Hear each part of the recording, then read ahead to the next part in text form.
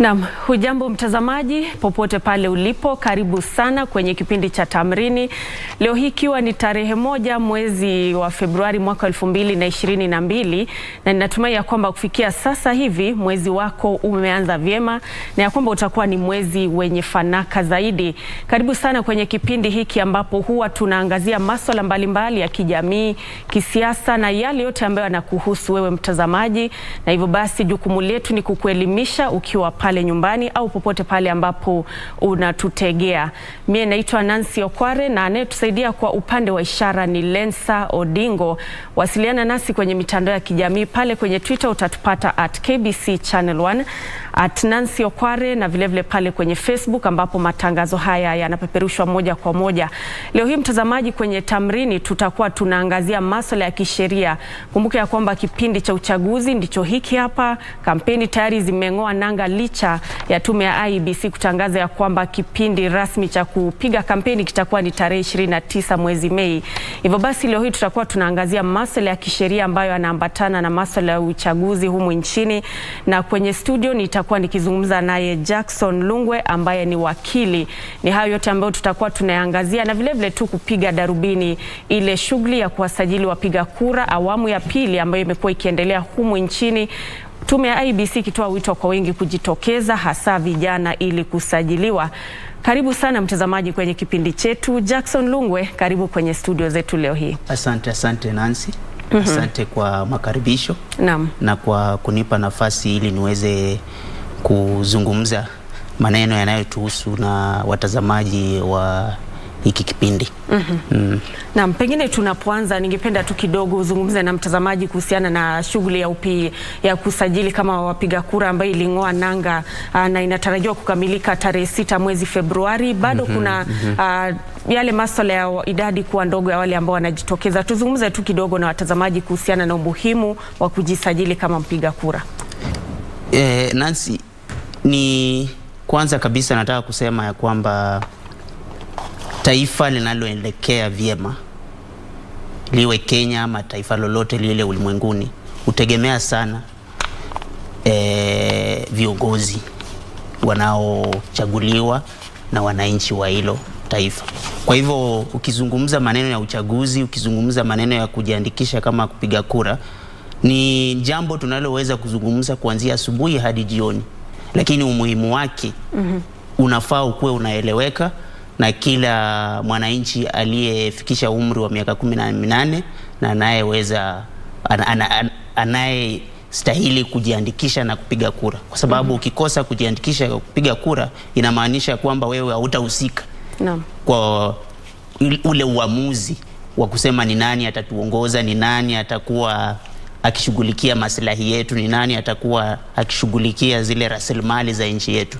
Kwa hivyo langu ni kuwasihi Wakenya wajitokeze kwa wingi na wajiandikishe, haswa sana vijana, kwa sababu ukiangalia kama zile takwimu zilizotolewa na idara ya kusajili watu nchini, utaonyesha kwamba idadi kubwa ya wapiga kura kwa huu mwaka kwa huu uchaguzi unaokuja ni vijana. Kwa hivyo vijana tunaendelea na hiyo kauli hasa masuala ya kuwasihi vijana kujitokeza zaidi kupiga ama kujisajili kama wapiga kura. Lakini kwa sasa hivi mtazamaji, ningependa tuelekee moja kwa moja katika eneo la Westlands ambapo Kenya moja leo hii inaandaa ile kampeni katika maeneo ya Westlands, na hivyo basi tuelekee pale tu tupate taarifa hiyo, ambapo ni mkutano unaongozwa naye naibu wa Rais William Ruto na vilevile kiongozi wa ANC Musalia Mudavadi naye Moses Wetangula wa Ford Kenya. Tuelekee pale tupate taarifa hiyo.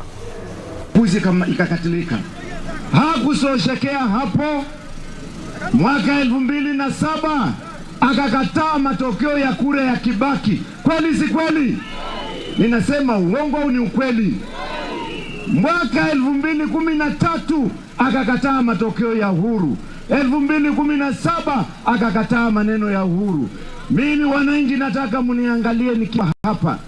Mudavadi yuko hapa, Weta yuko hapa, nimeona Kithure Kidiki hapa, Murkomen yuko hapa, Omanga yuko hapa, Kenya yote iko hapa. Ninawaomba msikubali kupelekwa katika misingi ndoko ya kikabila, ati wewe ni Mkamba, wewe ni Mjaluo, wewe ni Mkikuyu. Nataka mkatae hiyo kitu na tusimame kama taifa moja, ili mzee wa kitendawili na ule rais ambaye atachoshwa na yeye akimleta akute tumefunga milango na tumeenda mbele. Sasa hivi nataka nimalize Sakaja. Unajua wananchi walikuwa wananingoja. Ni kweli au si kweli? Ni kweli au si kweli? Tena mimi ni mwenyekiti wa chama chenye nguvu katika taifa letu la Kenya. Harambee! Mimi nataka nimwambie Mheshimiwa Uhuru Kenyatta, hiyo project unabeba ni yako, na kama alishindwa ile mara nimehesabu hapa, walae na mtume Rais Raila utakuwa rais wa Kenya. Mungu amekukataa. Na nyinyi mtamkubali? Mtamkataa? Mdavadi alifanya vizuri kuja.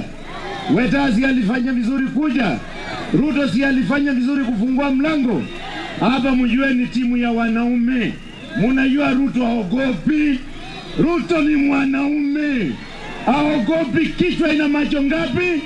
Anaogopa Mungu peke yake. May God bless you. Thank you very much. Haya, tumsikize kabla ya kufika kwa Weta. Senator Kindiki, Profesa, karibu sana. Za moja kwa moja kutoka katika eneo la Westlands, ambapo muungano wa Kenya Kwanza unatoa unaandaa ile shughuli ya kampeni. Aliyekuwa akizungumza hapo ni Johnston Muthama ambaye ni mwenyekiti wa UDA, na bila shaka mtazamaji ni kukufahamisha tu ya kwamba aliyosema pale ni maoni yake na sio maoni ya shirika la utangazaji humu nchini. Lakini mtazamaji, mwanahabari wetu Timothy Kipnusu anazidi kuifuatilia taarifa hiyo na atakuwa anatupa mengi zaidi kwenye taarifa zetu kuhusiana na ziara hiyo ya Kenya Kwanza katika maeneo ya Westlands humu nchini.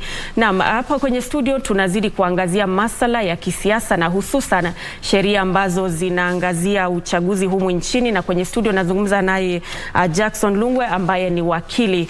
Jackson, kabla ya kwenda kupata taarifa hiyo, tulikuwa tunazungumza kuhusiana na umuhimu wa vijana kujitokeza kusajiliwa kama wapiga kura, na kidogo ningependa tuangazie tu ile ziara ya Kenya Kwanza katika maeneo ya Westlands, na aliyekuwa akizungumza hapo Johnston Muthama ameangazia tu masala kuhusiana na kusiwe na ukabila humu nchini na vile vile masala ya uchaguzi huru. Na hapo jana alitoa lile tangazo kuhusiana na UDA na ANC na kusema ya kwamba ANC na UDA na Ford Kenya hakuna ule muungano rasmi ambao umetangazwa. Tuzungumze kuhusiana na athari za kuendeleza kampeni kwa pamoja bila ya kuwa na pengine msimamo kamili. Asante Nancy, na pia nafikiria ni kwamba wananchi wao wanasoma what we say in English reading too much, kwa sababu ukiangalia kama ile taarifa iliyotolewa na Mheshimiwa Muthama jana haikuwa na chochote kibaya kulingana na ule uhusiano wa Mheshimiwa Mudavadi, Mheshimiwa Tangula na Mheshimiwa Ruto na vyama zao, kwa sababu chenye Mheshimiwa Muthama alikuwa anasema ni kwamba ingawaje tunafanya mambo yetu ya kisiasa pamoja kwa sasa hivi, lakini hatuna ule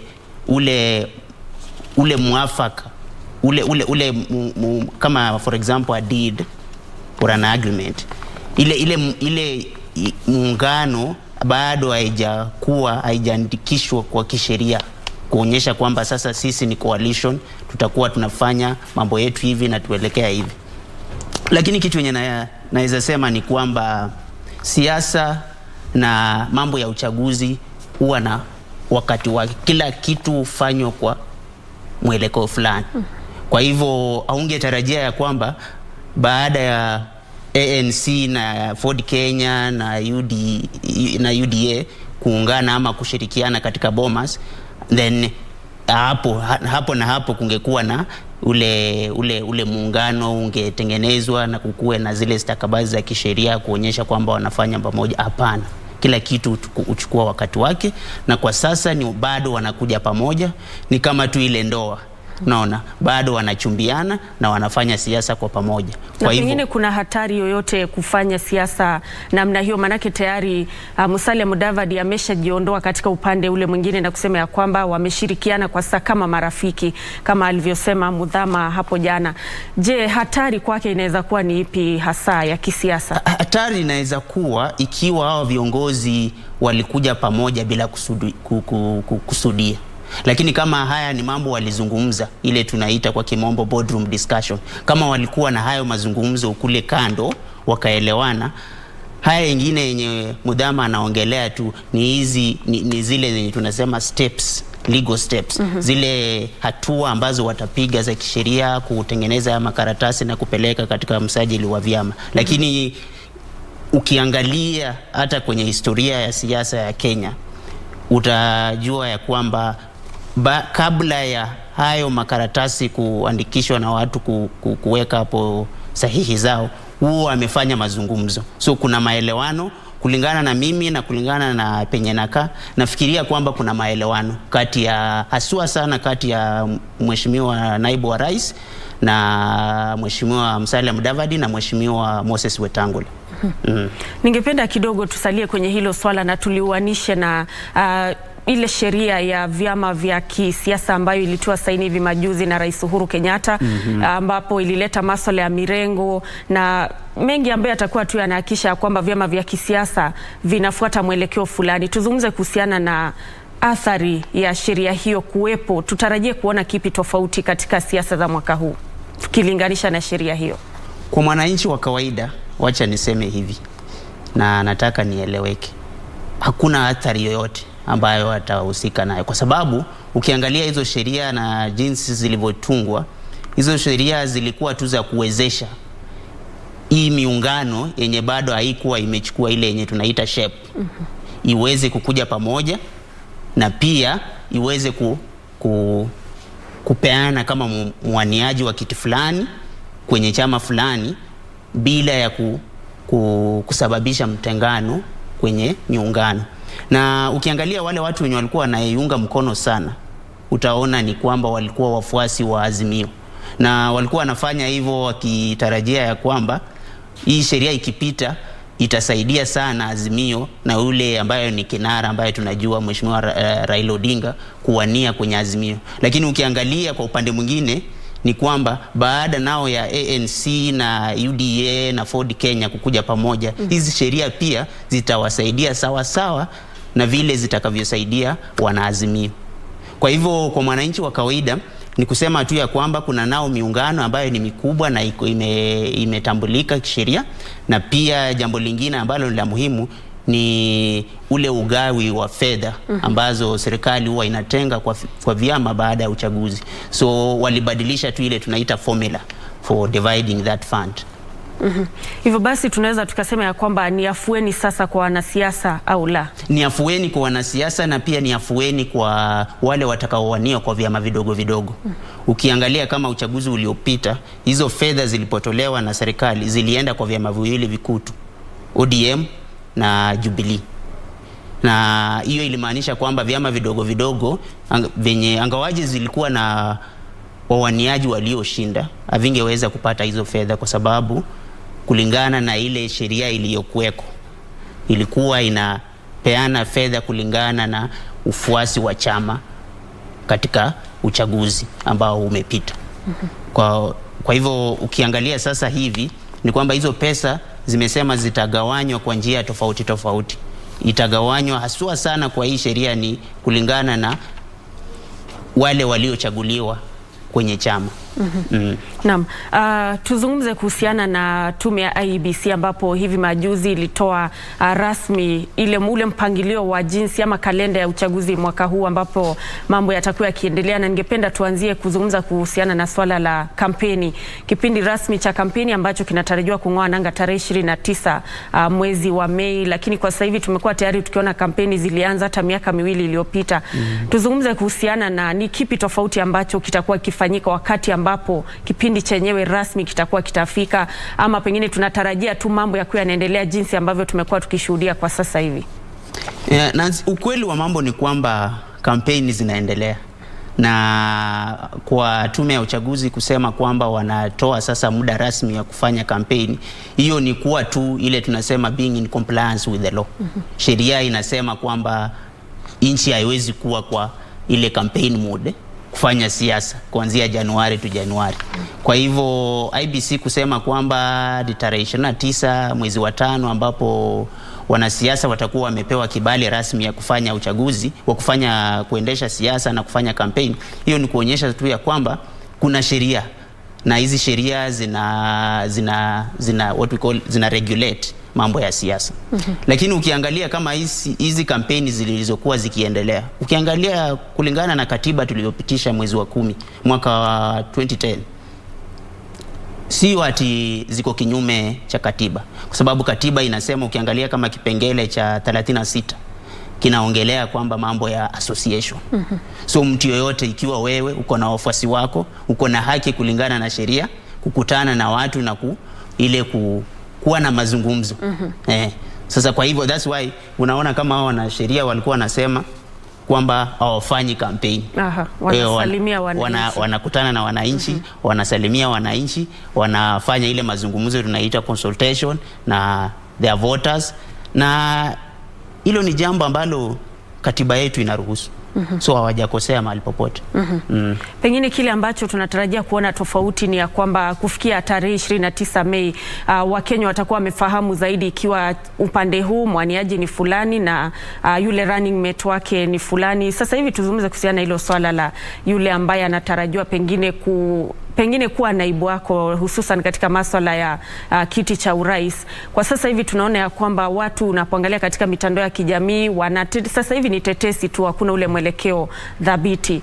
Tutarajie pengine lini ambapo watu watafahamu hayo, na ulingo wa siasa utabadilika vipi? Manake tayari wengi wanafahamu yule ambaye atawania kiti cha urais ni fulani kwa mrengo fulani, lakini hawafahamu ni nani ambaye atakuwa naibu wake.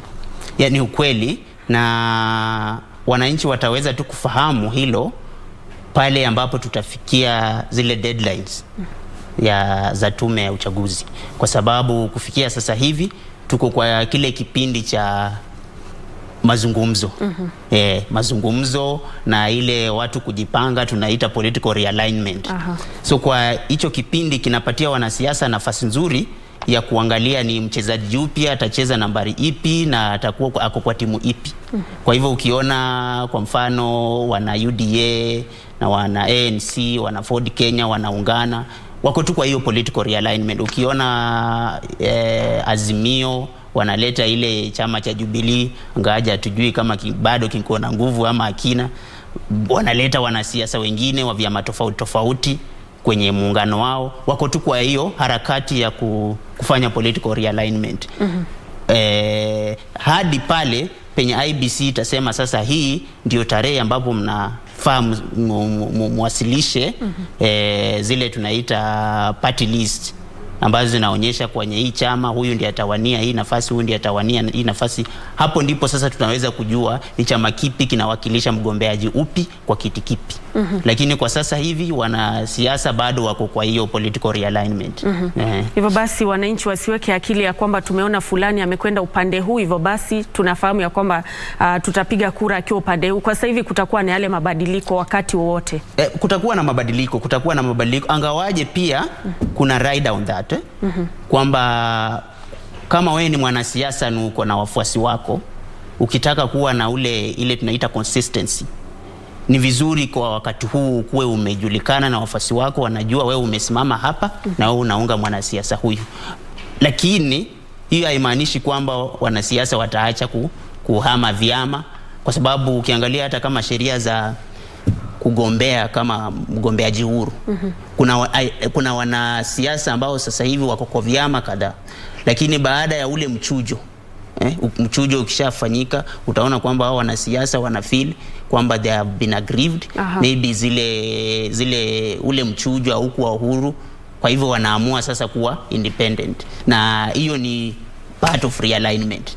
Hiyo ni part of realignment na kuna kitu kipi hapo.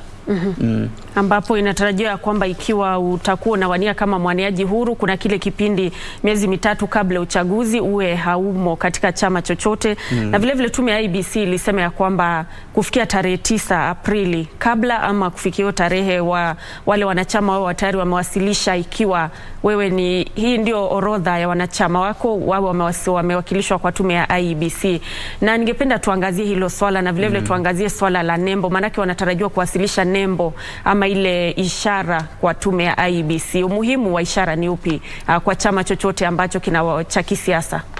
Nancy, ukiangalia sheria za uchaguzi hapa nchini, na sheria za uchaguzi na maanisha kuanzia kwa katiba na zile sheria zilizopitishwa na parliament na ule mwelekeo uliowekwa na IEBC, zile tunaita subsidiary legislation. Umuhimu wa nembo ama ishara ya vyama ni kuleta tu ule usafi katika siasa.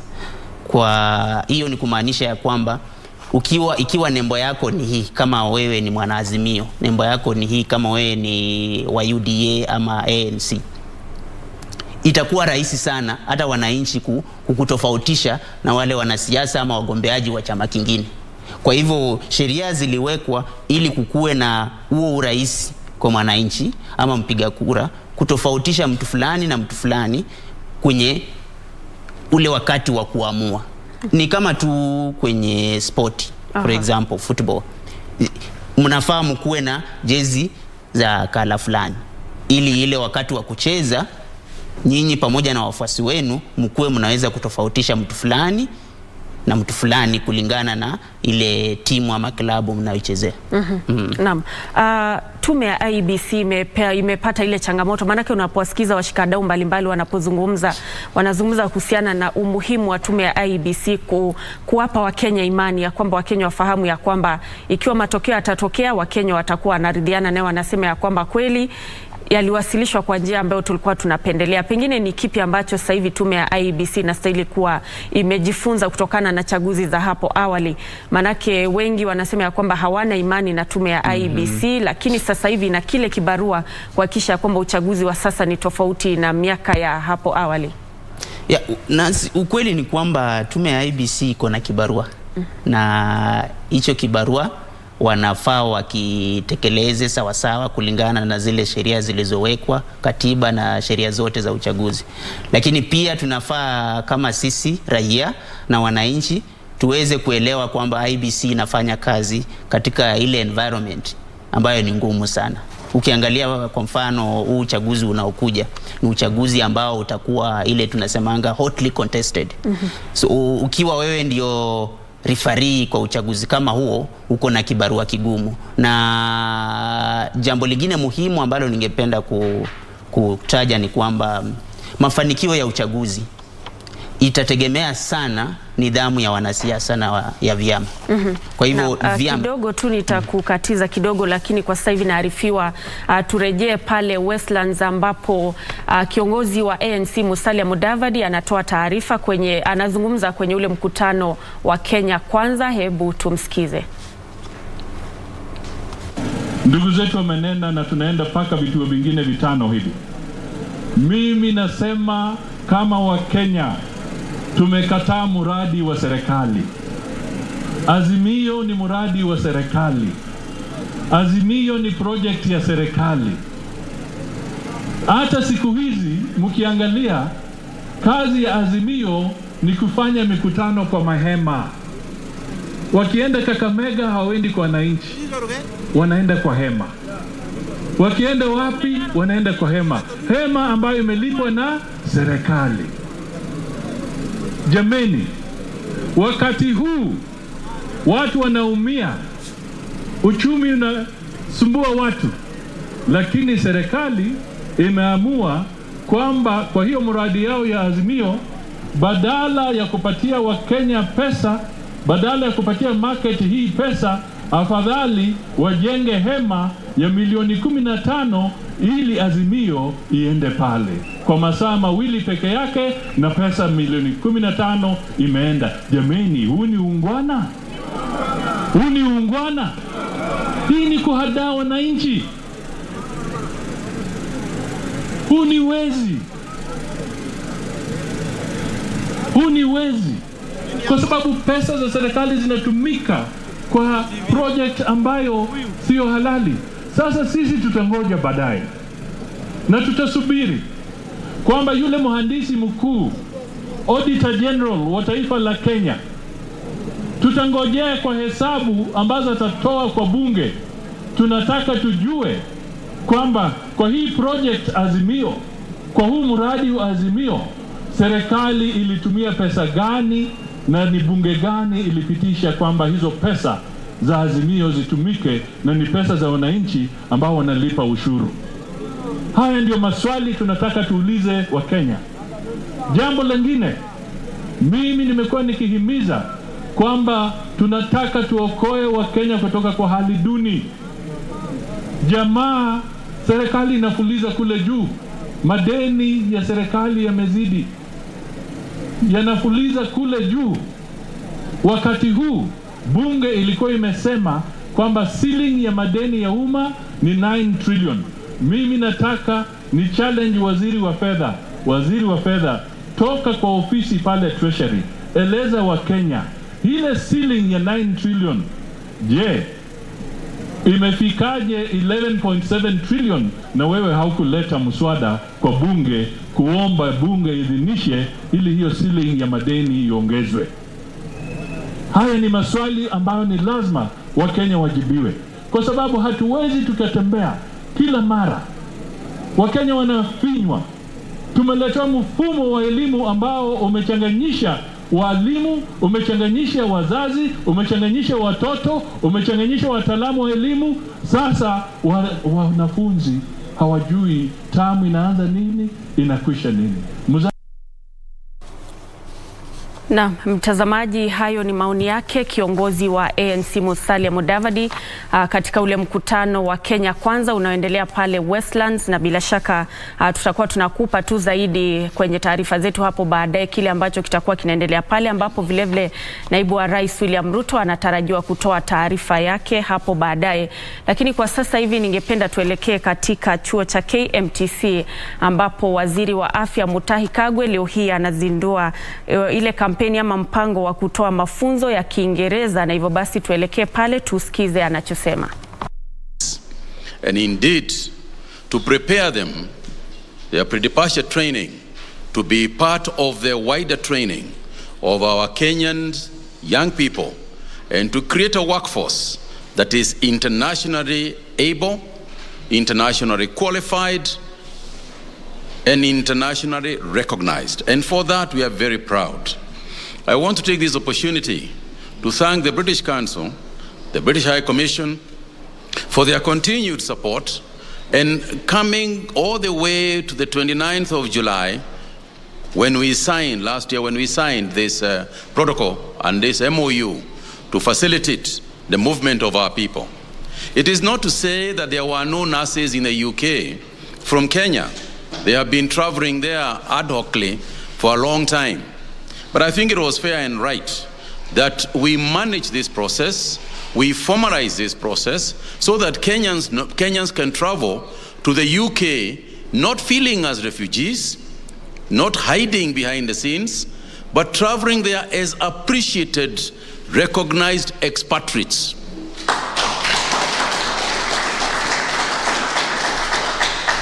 The travel to the UK as having been recognized by the British government out of the shortage of workers that they have in their country. And we look forward to one day being so advanced as well that we can import workers because we have got full employment. That day is coming, ladies and gentlemen. I don't know when, but it's coming. And we really appreciate the support of the British government, and that the British government has recognized that the Kenyan health worker is worthy of working in the UK. Now, I realize there were a few teething problems when this program began. The first cohorts of nurses experienced a few issues, some of which I was verified for saying that we are failing in the English language. Now, let me explain. I did not say we cannot speak English. We can speak English. I think Kenya speaks fantastic English, and that's why we are teachers of English in certain other countries in the world. But that is not to say that because we understand English, we will pass the professional exam that is required in the international community. And it will not just be English. Today, we are addressing the issue of the UK and our nurses traveling to the UK. The next ones will be to another country. The whole purpose, the whole export of our health, of not just the health workers, but also our professionals to other parts of the world, will be a government effort, is a multi-agency effort. The Ministry of Labor has done a tremendous amount of work in negotiating some of these opportunities. The Ministry of Education is participating with us here to provide people who can be able to assist in the training. With that kind of concerted effort, we can expect that we will be sending health workers, not just nurses, health workers to countries as diverse as Saudi Arabia, who we have signed an MOU with. Kuwait is looking for our nurses. I know they have asked for some 598 nurses to go there. And other countries are also coming to us, seeking that we work with them to provide health workers. I'm told, Madam Deputy High Commissioner, that the UK is actually looking for truck drivers. And we are happy. I'm sure if you walk around Kenya, you can find a lot of drivers who would want to work somewhere in the UK. Now, let's also be clear that we are not sending health workers to the UK at the expense of our health system. Rest those who come and say, how can we be sending workers to the UK when we need workers here? And I would like to explain it as follows. Number one is that we are hiring nurses and doctors and lab technicians in accordance with our ability to do so as a government. That's one. Secondly, our colleges, and the chairman has just told us that they are producing nearly 12,000 health workers per year. Our colleges are producing young, able, qualified persons who are not getting those opportunities here in this country. So it is those extra workers that we have trained that we are trying to create opportunities for. And it is very easy for you, when you are sitting in an office, to pontificate and accuse the government of all sorts of things when you have got a job and when you are waiting to get out, get into your car and go to your house. For the young person who doesn't have a job, for the parents who have trained a nurse and sold their cows and sold their land in order to pay school fees, this is a God-sent opportunity. And I think we must look at it as such. So if you have a job, you should be the last person who should be talking about other people getting jobs, wherever those jobs are. And so I want to clarify that and clear that we are sending the extra nurses that we have. As for the training that is starts today, I want to congratulate KMTC, because when I called the chairman and the CEO and told them we have a problem, I have just announced that we have a problem where our nurses, though trained in English, are not passing these exams. When you have a problem, and this is a policy and philosophy that I would like to propose for dear Kenyans. When you have a problem, first you identify and acknowledge that you have a problem. Because if you don't acknowledge that you have a problem, then there is no need of addressing it. The reason why we are here is because we have seen a problem and we are addressing the problem. And I'm glad that KMTC took up this responsibility, working with the Nursing Council of Kenya, and between the two teams, we have created a fantastic system that is going to train our people. But in addition to that, I also impress that upon KMTC that even as we next week launch the curriculum conference in Mombasa, where the president is going to launch the curriculum conference that is going to address the future worker of Kenyan health system. This is the first kind, this is the first time we are going to do anything of the kind, meeting together between professional trainers in the private sector, faith-based organizations, the Kenya government, And regional governments who have we have got people from 99 countries that are coming over. 99 foreigners are coming over to listen to what we are doing as far as curriculum is concerned and the training for tomorrow's health workers. What should they look like? What is a nurse of tomorrow going to look like? What must they be trained in? And I'll post one or two things that I'll be proposing myself in the curriculum conference. One of them is ICT. We are moving towards digital health. But you cannot move towards digital health just by having a computer. You need a person who understands that computer.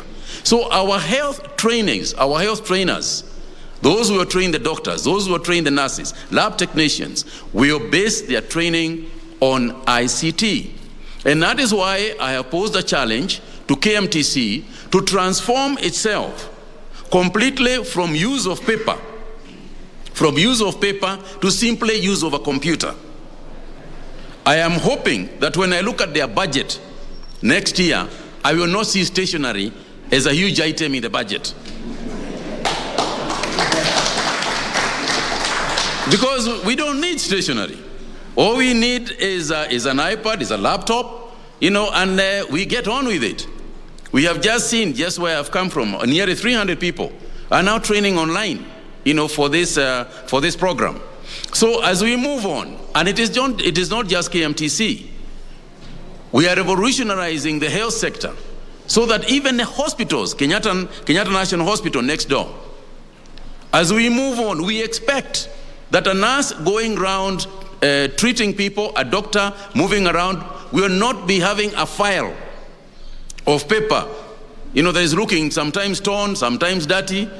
You see people walking around and it falls down, they pick it up, they dust it a little bit. No way. Moving forward, this is not what we want. We want people to start walking the corridors of hospitals with no paper.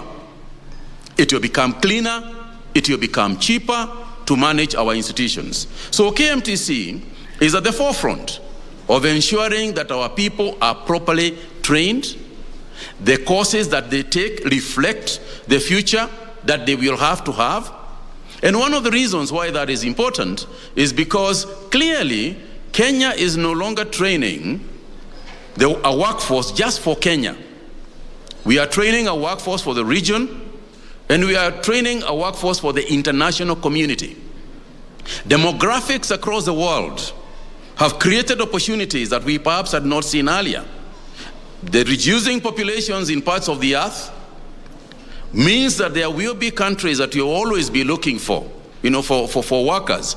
And Kenya must be at the top of the qualified health workers available in the world. And that's our mission, and that's our vision. So ladies and gentlemen,